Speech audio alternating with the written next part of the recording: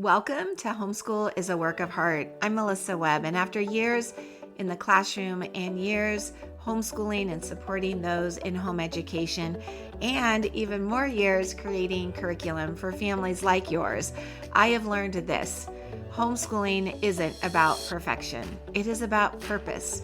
And this podcast is here to encourage you, to guide you, and to remind you that what you're doing truly matters.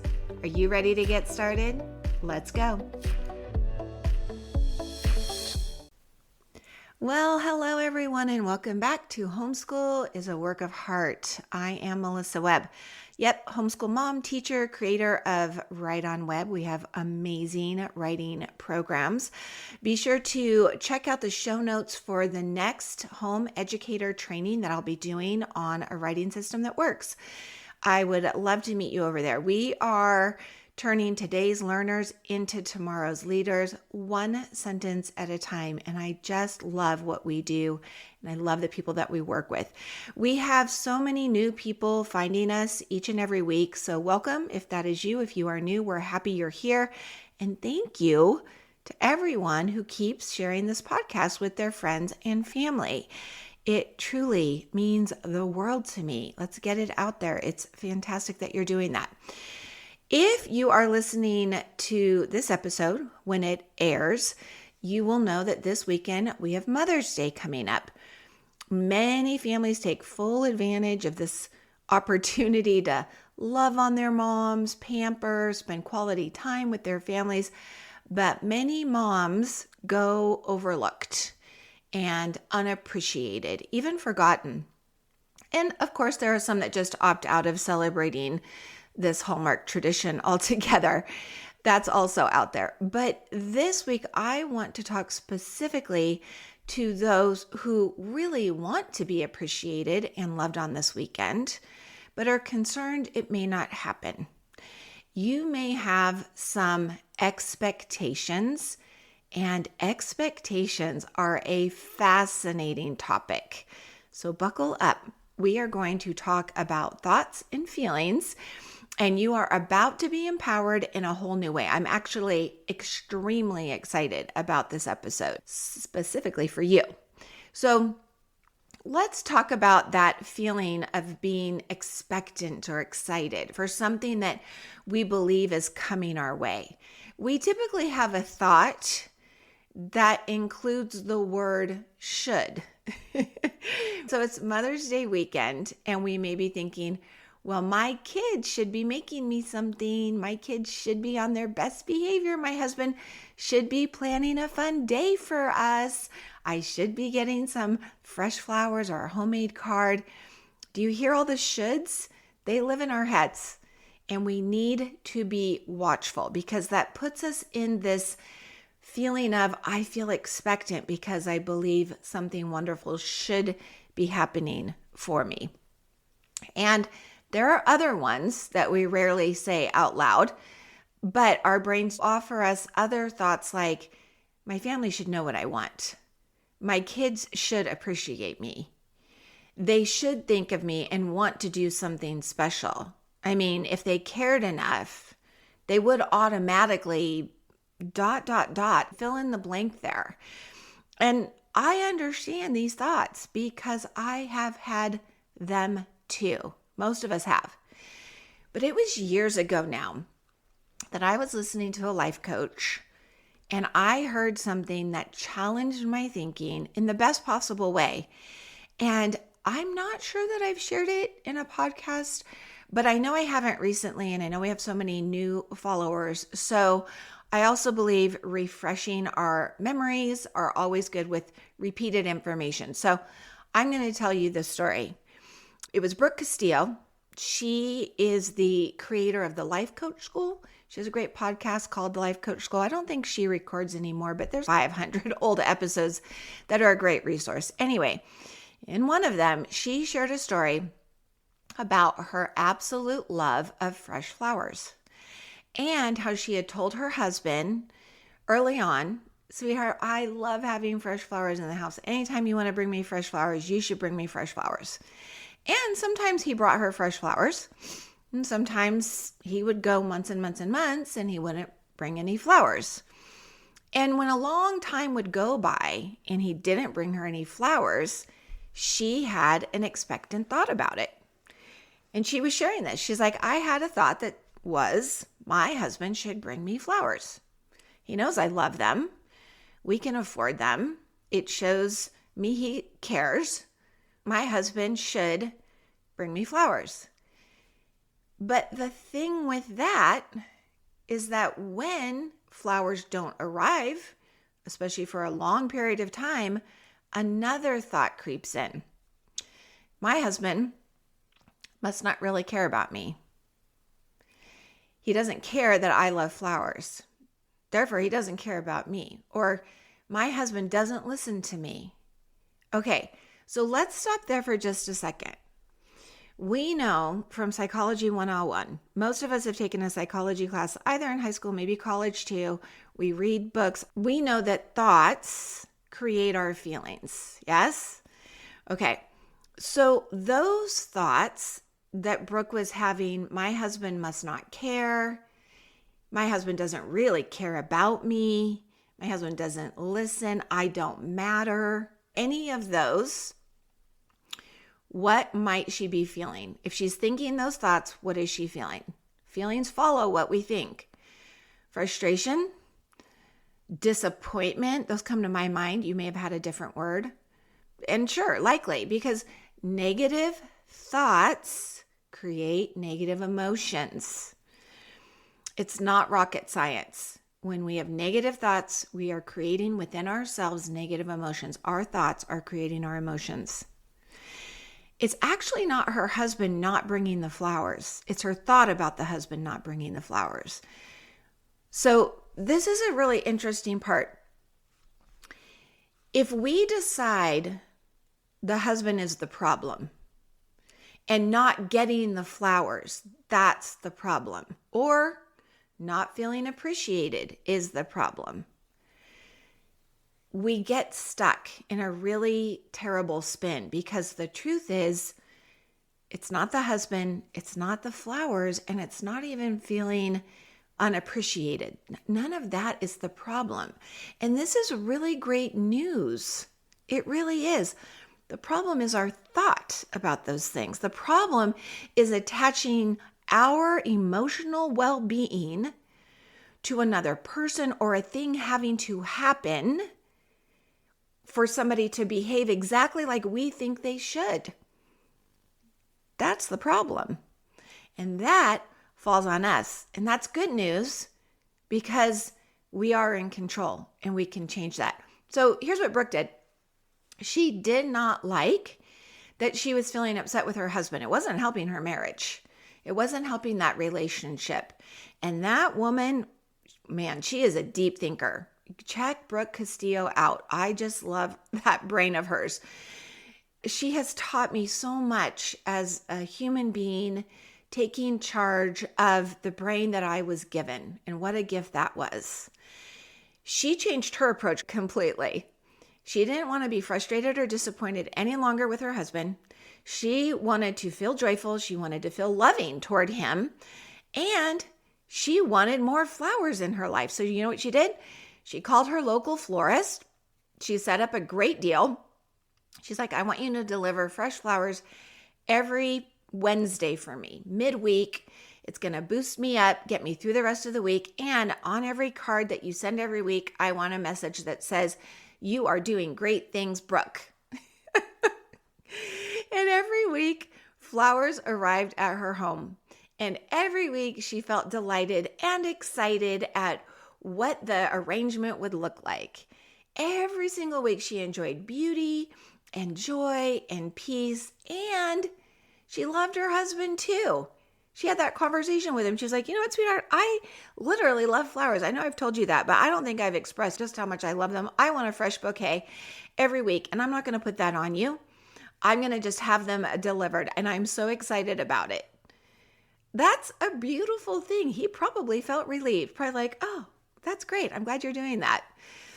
So here's what I got out of that experience that she shared. It was a realization, a very empowering realization.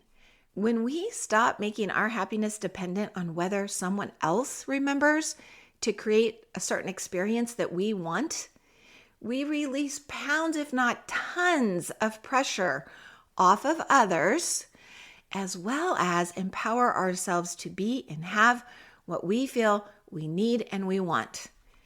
Is this not mind-blowing? It was mind-blowing for me. I hope somebody right now is like, I am having a mind-blowing experience. This is great, Melissa. I hope so. I really hope so. I think more people in the world need this message, but moms especially, because we spend so much of our lives giving and giving and giving. We organize everyone's schedules. We make the meals and do the shopping. We manage all the emotions.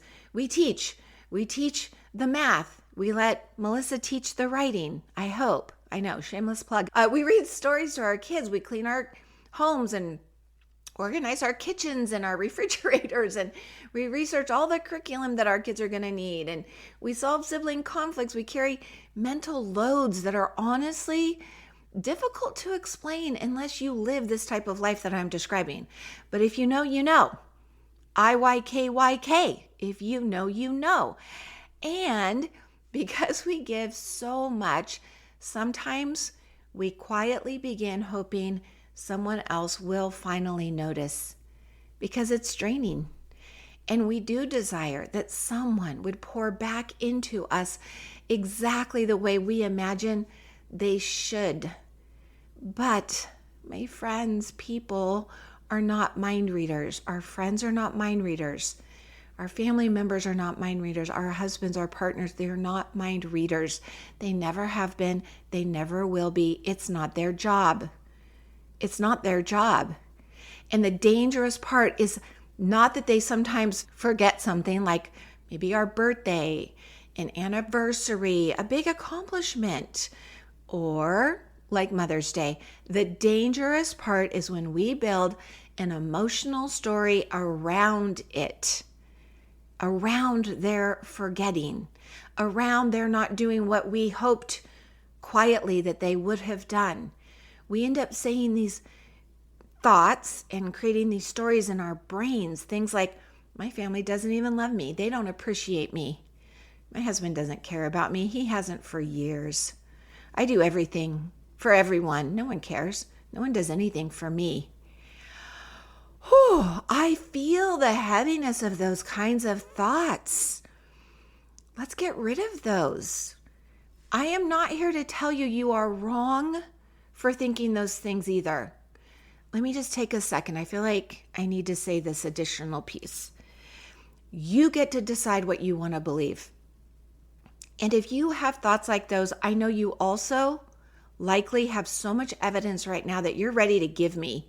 You want to share. You want to prove those thoughts are true. Okay, you are allowed to believe them. That is your right. That is your free will. That is your agency. But I also want to ask you this. How are they serving you? We are to take every thought captive. Why? Why are we supposed to think about our thinking? Do those kinds of thoughts have you showing up as the best version of yourself, grateful for the life you have? They wouldn't for me. And I can only share from my own experiences. That's all I have to offer you. I am not you. You are not me. But together, I do think we can glean so much from one another's experiences. And I am here for you every week to offer a hug. I see you. I know things are hard sometimes. I know you struggle. I am for you, not against you. So what I don't want is for anyone who missed a brunch or has missed a dinner reservation that they really hope to get, to use that to become emotional evidence of a much larger story that's not serving them. Okay? I hope that is so clear.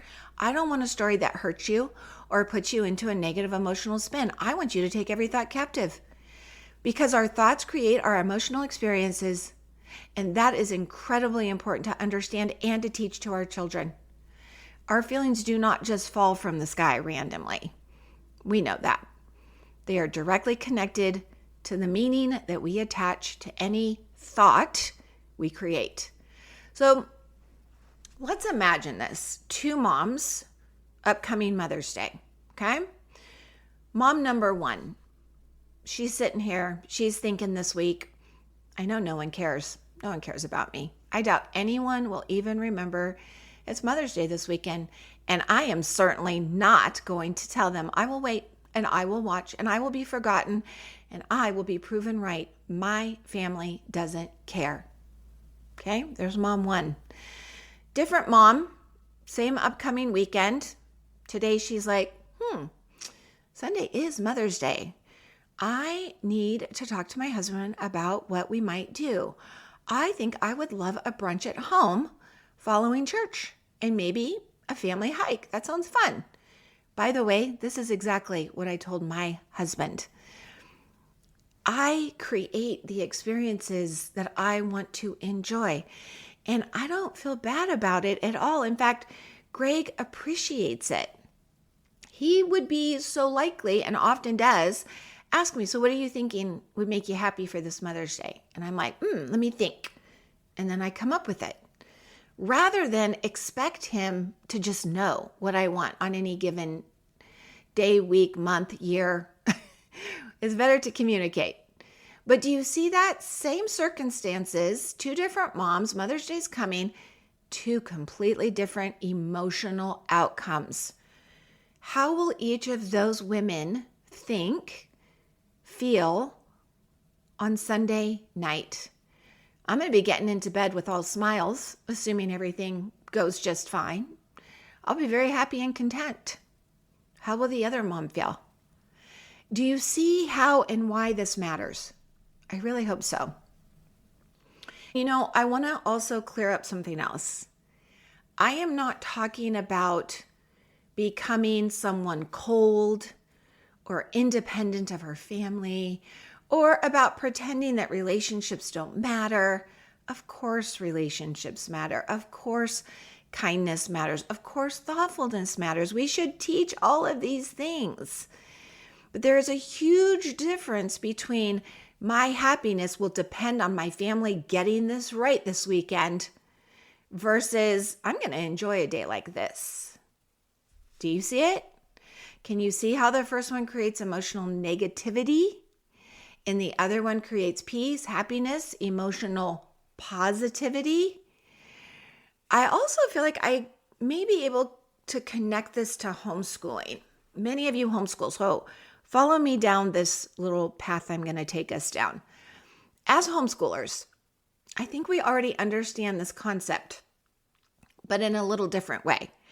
So at some point, you looked at the education that is offered in this world. Maybe your kids were enrolled in a brick and mortar and you pulled them out. Maybe you saw people with kids in a brick and mortar and you started at the preschool level and your kids have never gone to a classroom setting or situation. But at some point you looked at education and you had a thought, something like, that is not a system that will work for my child.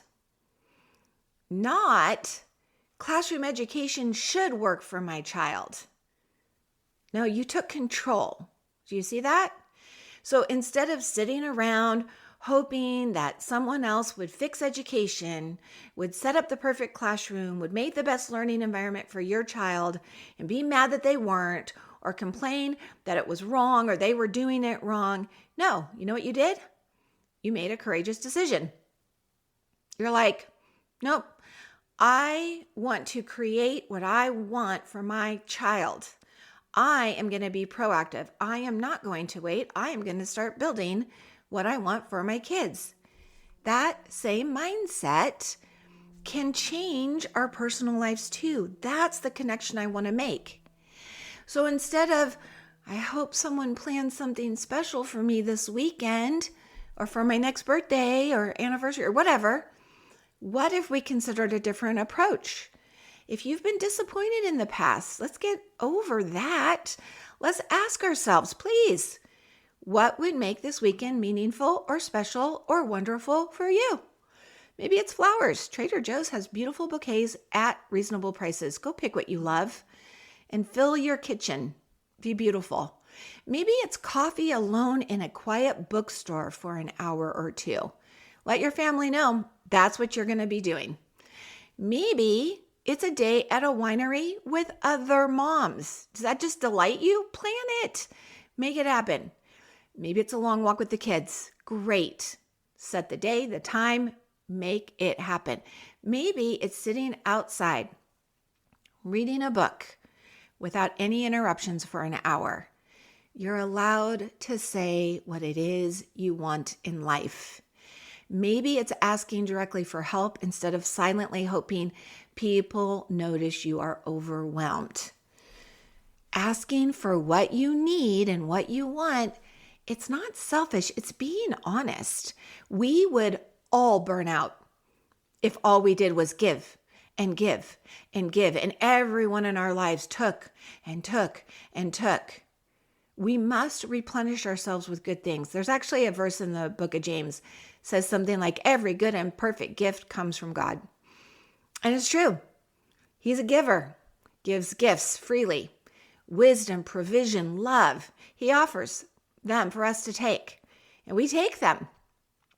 We do. We take them. So many gifts we take. I just love the beauty around me. I take it in. Is that being selfish? I don't know, maybe. But here's what I know. As moms, we tend to be very aware of being too selfish. So I want us to consider that for a moment. I do not want to be an excessively selfish person. I don't know most women, especially, most people especially, children actually do, but most adults typically are not excessively selfish. I mean, we are human, therefore we are selfish. But by definition, selfish, I looked it up, means seeking or concentrating on one's own advantage, pleasure, or well-being without regard for others. That's what being selfish is. And like I said, yes, we are all selfish creatures by nature, meaning we think of ourselves first. That's human design. It's about self-preservation, staying alive. Staying alive, staying alive. Ooh, ooh. Sorry, I digress. But I am confident you give more than you receive. I bet you do. And if you don't, consider that you should. But by you saying that you would like and appreciate brunch on any given day, that's perfectly okay. Seeing a cute purse and being like, I'm going to buy that for myself. Or asking someone else, hey, would you gift that to me? You were just asking what I wanted for my next birthday. I would love that cute little purse. That is acceptable. It's honesty. It's saying what it is you want. You believe these things will bring feelings of happiness, and it's okay to be happy. There's no way we can be happy all the time. I don't even think we want to be. But I think many women were taught that wanting anything is being selfish. Okay, but we are selfish. Wanting things is human. And we are allowed to want joy and love. And we are allowed to want rest. We are allowed to want beauty. So the question is, will you wait around frustrated that nobody else is creating the life experiences that you want, or will you participate in creating them now for yourself? That shift will change everything for you, my friend. I think one of the most powerful questions we can ask ourselves is this: what do I secretly want someone else to do for me? And then, how can I create that experience for myself? This is not coming from resentment or bitterness or from, fine, I'm just going to do it myself. It's not that kind of attitude at all. This is coming from peace. This is emotional maturity. This is what emotional maturity looks like. It's what we should be teaching our children.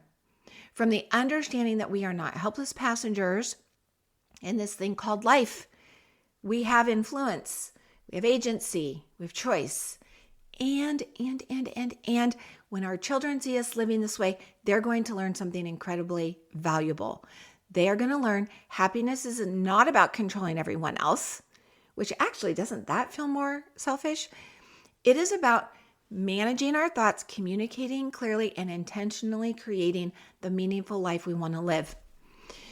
And especially in today's world, so many people are waiting around to feel disappointed. What is going on? They are, you know it. You know who I'm talking about? They look on social media every day for reasons to be mad, reasons to be scared, reasons to be irritated, infuriated, hopeless. It is so sad. It really is. We do not have to sign up for that. Please don't. So, this Mother's Day, I want you to start by creating the day you want. You have full permission to stop waiting for someone else to miraculously know you inside and out so well that they can meet your every inner hope, desire, and wish. It's not their job. Never has been. It's your job. I am going to intentionally create moments this weekend that fill my heart. Not because someone else remembered every perfect detail, but because my life matters enough for me to participate in making it beautiful, and so does yours. So, happy Mother's Day to all of you incredible, beautiful women loving on your kids, your families, your friends, showing up as only the most beautiful people in the world do. Yes, I mean you. Please take this to heart, and I would love to know what you do to make this such a beautiful and special weekend, exactly the way you want it. Right on. And that's it for today. Thank you so much for joining me. And hey, if you are feeling stretched thin and you would love some support with teaching writing, I offer programs designed to make that part of homeschooling easier and more enjoyable for both you and your child. I also have free resources on my website, so please be sure to check those things out and subscribe to the podcast. You do not have to do this alone. Right on.